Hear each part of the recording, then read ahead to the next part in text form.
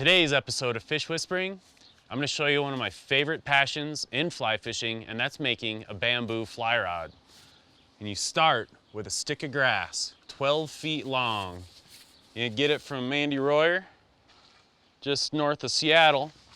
You get about a 12-foot culm of bamboo, and I'm going to process this stick of grass to make a finely honed, hollow bamboo rod with the delicacy, finesse, and power to handle just about any fishing situation. And I'll show you a few steps that I do to get to the finished product, and then we're going to go to the river and see how a classically made modern bamboo fly rod can work.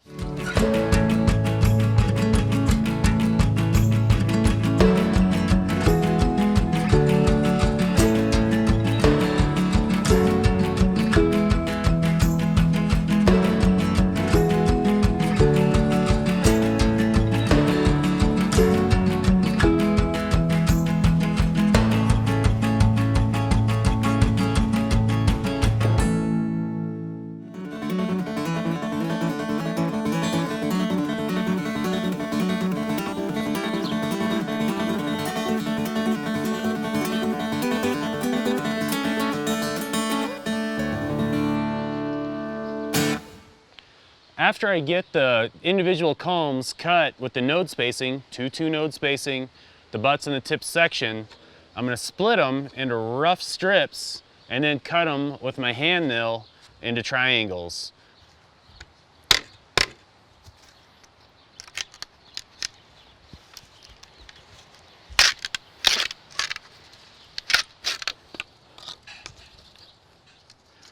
So once I get done, I'll have about a dozen strips this wide. I might trim a few of them up just a little bit.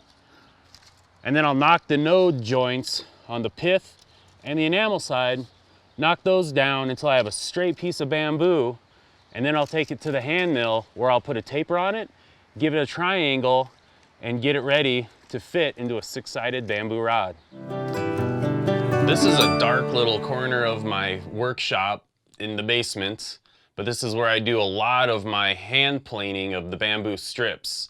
And I'd like to show you some of the different stages that the bamboo goes through after you split it out. So what happens is, we start with the strips that I was working on earlier. You can kind of see the node bumps there. This is on the pith side, there's the enamel. And what I need to do to get this into more or less a flat rectangle, I need to knock that node flat so that I can work it a little bit more accurately and come out with a straight strip with no interruption. So from there, sand out the nodes, and what we end up with is just a nice little flat spot on that strip. And then once I have this long, skinny rectangle, I can take this and put it on my Morgan hand mill, and now I can plane both sides of the strip at the same time. This is a device that Tom Morgan, who was a rod maker known for his time when he owned the Winston Rod Company in Twin Bridges, Montana. I had the opportunity to tutor and be mentored by him in his shop in outside of Four Corners, Montana for a couple of years when he formed the company Tom Morgan Rodsmiths. One of the devices he came up with was this hand mill to increase the accuracy and reduce the time needed to plane out a bamboo rod. This is a tool I use quite a bit when I'm making bamboo rods. I turn ferrules, I turn my reel seat inserts, oftentimes I turn metal hardware that fits the reel on the rod, but this time I'm turning a cork grip.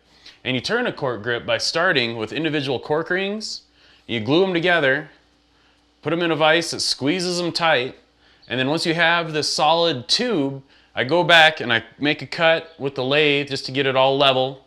And then I'll go back with sandpaper and I'll trim it up so that it custom fits an angler's hand.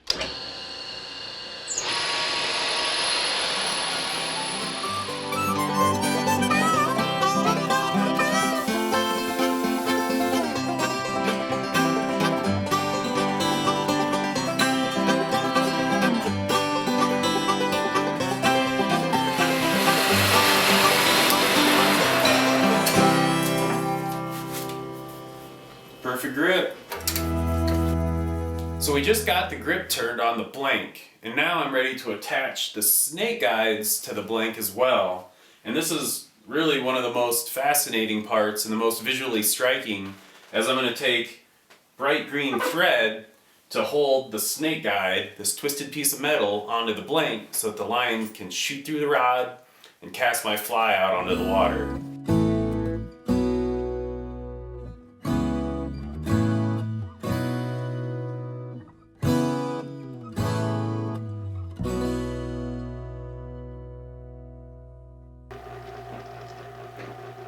The next part, it's applying varnish to the wraps to protect them from the weathering of fishing conditions and all the fish slime that tends to build up on my rods. So I use a little bit of polyurethane on the silk, rotate the blank in the rod rotator, and go to town. Watch the magic happen. So I have a wide brush.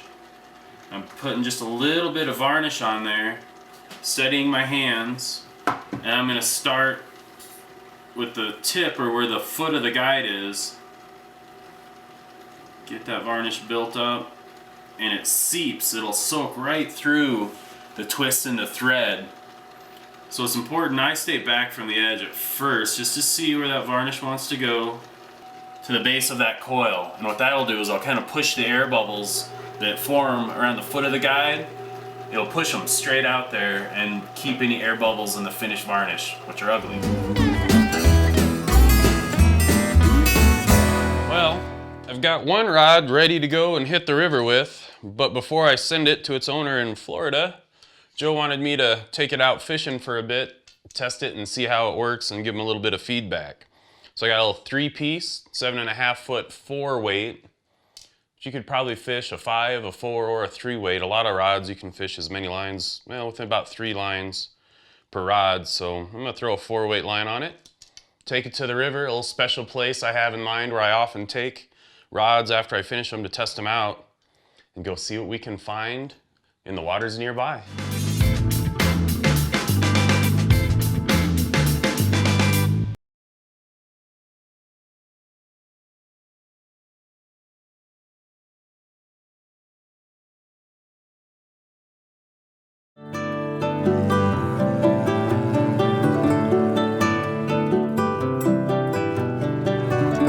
Welcome to my testing ground for bamboo fly rods.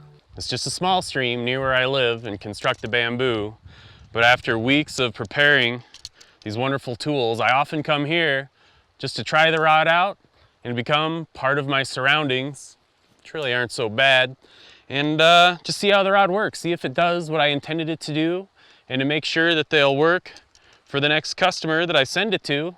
This rod will soon be in Florida, but first I'm going to test it here in Montana on this little stream. I wonder what lies ahead.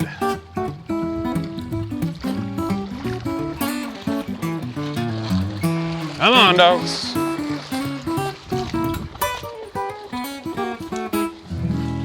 So I found a good looking pool I'm going to fish.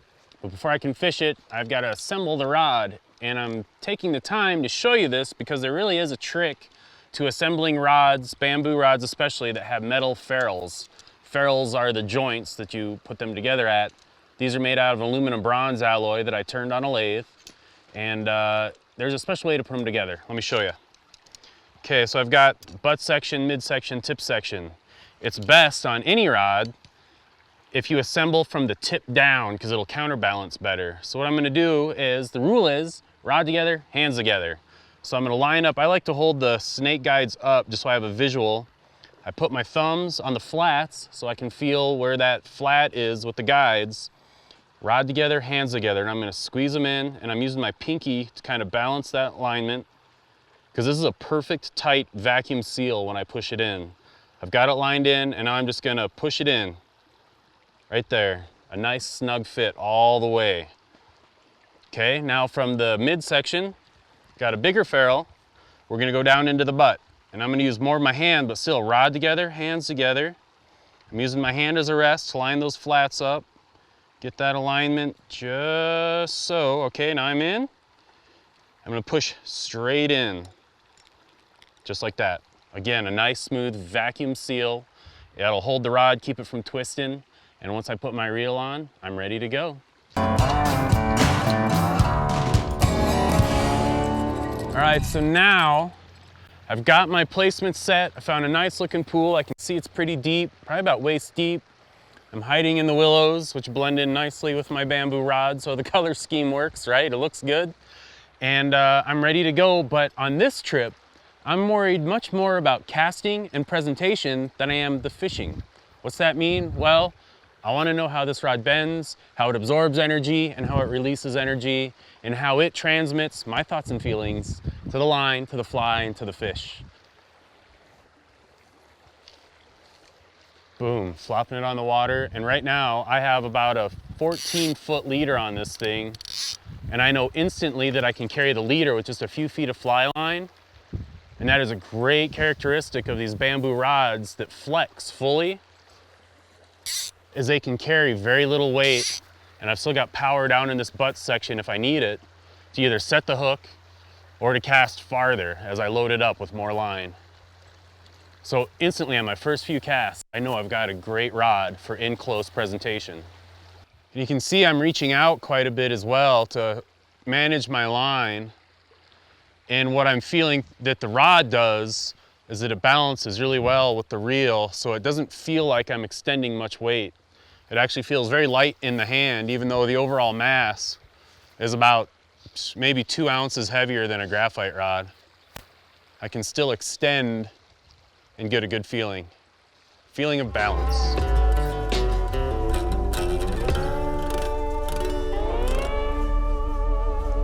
I went from a dry dropper rig, so a fly that floats, to a fly that sinks behind it, to a double nymph rig. So I'm adding weight and subsurface flies to get deeper. I can actually see fish on the bottom, and this water is super clear, and they're hanging right on the bottom of the creek. So I need to get my flies a little deeper. They're not coming up. So now I get a check, I get a cast, I get to flex the rod a little deeper down into the butt section, closer to my hand, and it's gonna give me a different feel. It's a good test to see how much mass I can throw with this rod.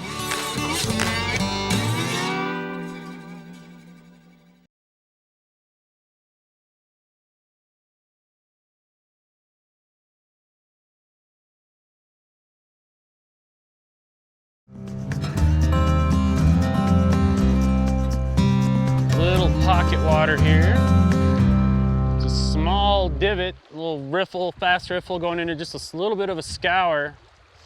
It's kind of subpar habitat really compared to the deep pools that are around here, but sometimes the fish like to move into these faster water habitat units when they're feeding, because a lot of insects will get caught, pushed out of that gravel, put through this pocket, and the fish can hide in the pocket and pick off any drifting insects. And it gives me more opportunity to cast, which is really what this day is about. More of a shallow run here. It seems like most of the fish we've seen, and the one we hooked into, was in a lot deeper water. It makes sense that the sun is super bright and it's warming up as it reaches its apex for the day. Our apex moment is just about to come.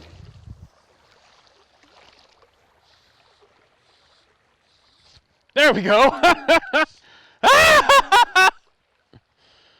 I was approaching zenith and then lost a fish, but we did get a hookup. That was a beautiful fish. I set the hook, but it ran me into a little pile of moss over there. And the pinch barbs kind of let go. There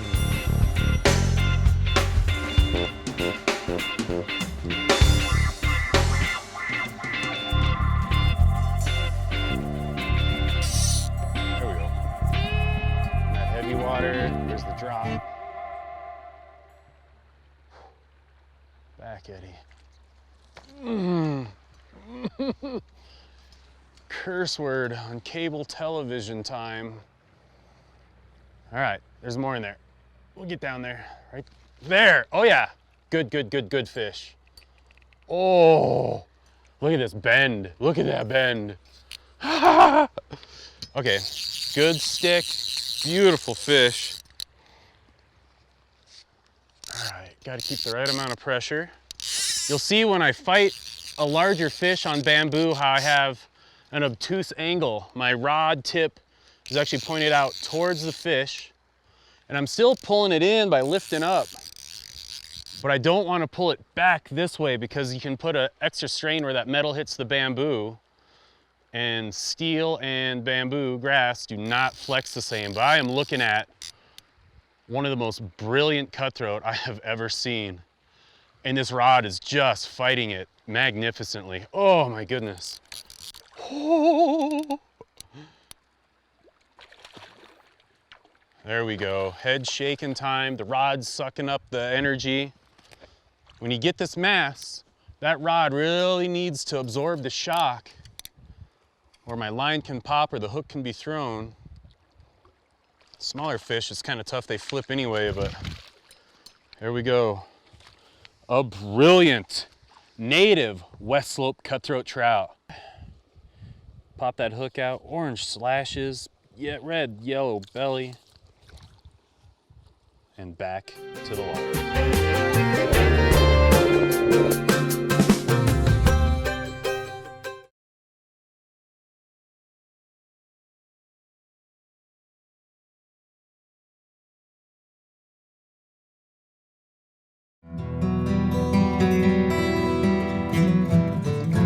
Feel that fly touch a rock, and when I lift up, I can feel the river current kind of whooshing around the sides of it. What's great about that is when a fish grabs it, I can feel the difference and set the hook.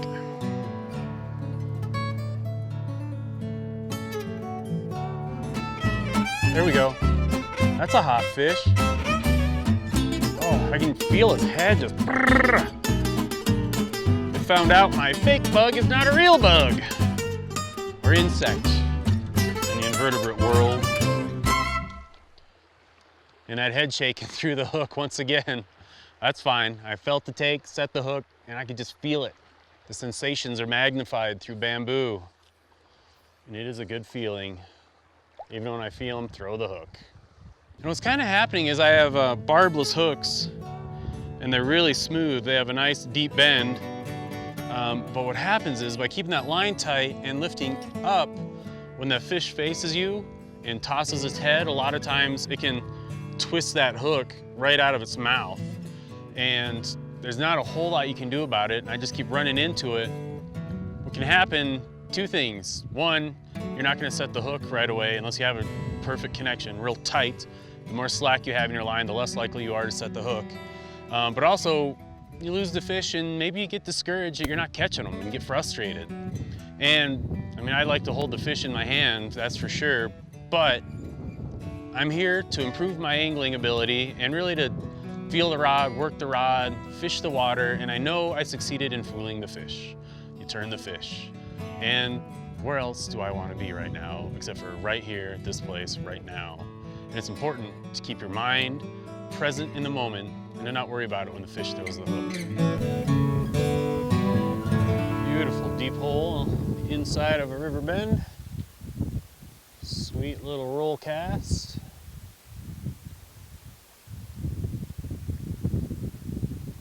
Little drift. I'll go a little deeper though. There we go. There we go. Oh boy, yeah. All right, gotta keep that head from flopping. Oh, the rod tip's down. I got the rod kind of horizontal. There's a whole lot of sticks. There's a lot of troubles for the angler not watching what's going on. That's another hefty fish. Get some of my slack line up. Keep that head away from me. If it looks at me, I could be in trouble. Oh, I can feel it throb though all the way through the grip, even through the cork. Oh yeah, all right, buddy. Let's see what we can do here. Oh.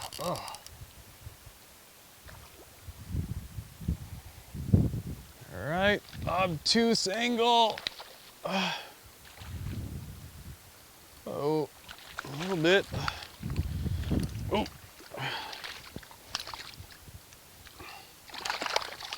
It's another fat, beautiful, wild, and this is a native West Slope cutthroat. Southwest Montana. Caught on a bamboo fly rod that I made, and checking it out and finding that it's doing all right. Even after the hook set, keep a little bit more of a low angle on it, you can get a little bit of fish slime on the old hands. It's a good thing.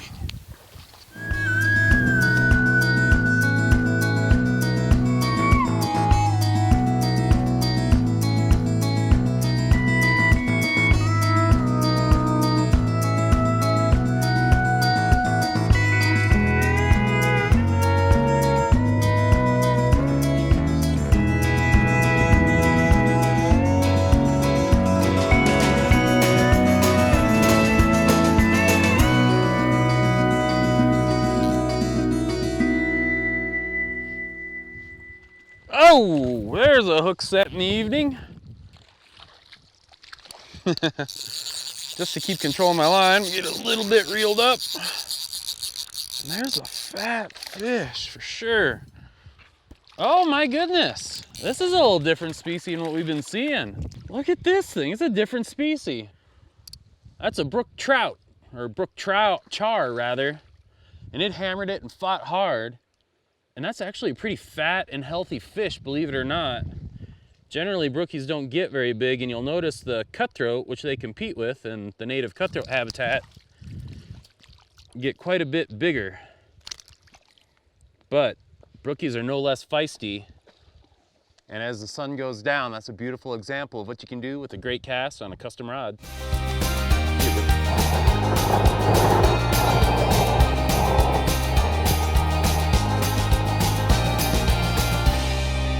Great experience to find out that the many hours I've spent making this rod will someday make Joe hopefully equally as happy as I've been with it today. Casting, hooking fish, losing a few fish, and catching quite a few, and having a great time through the entire process of making a rod. And I hope you've been able to learn a little bit more about the craft of making the rod and can appreciate it, and hopefully someday you'll have a rod just like this for yourself.